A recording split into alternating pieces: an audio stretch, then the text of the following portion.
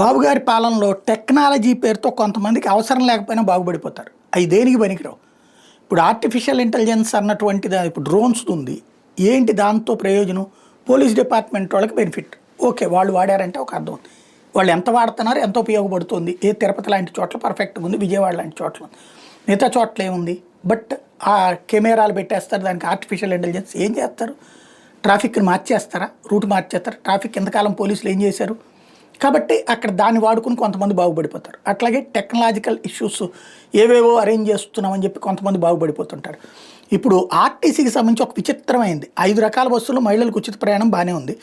మహిళా కండక్టర్లకి body worn కెమెరాలంట. Body worn కెమెరాలు అనేది అమెరికా, యూరప్ దేశాల్లో పోలీసులు వాడతారు. ఈవెన్ మనకు కూడా ఇప్పుడు తెలంగాణ లాంటి చోట్ల వాడుతున్నారు. పోలీస్ డిపార్ట్మెంట్ వాడుతుంది, ట్రాఫిక్ పోలీసు లాంటి.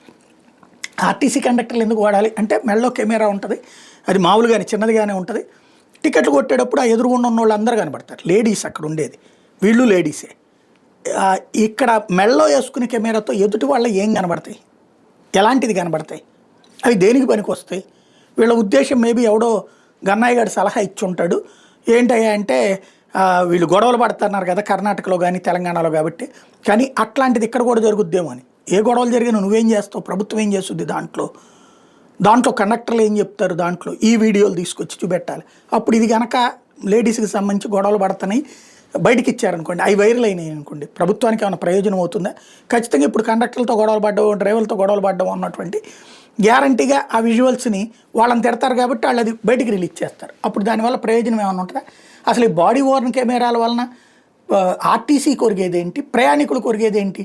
ఒకవేళ ఏ చైన్ స్నాచింగ్లో జరుగుతున్నాయి, అప్పుడు బస్సుకు పెట్టు క్యామ్, దొంగతనం చేసేవాళ్ళు దొరుకుతారు. వీళ్ళకి పెడితే ఏం ప్రయోజనం?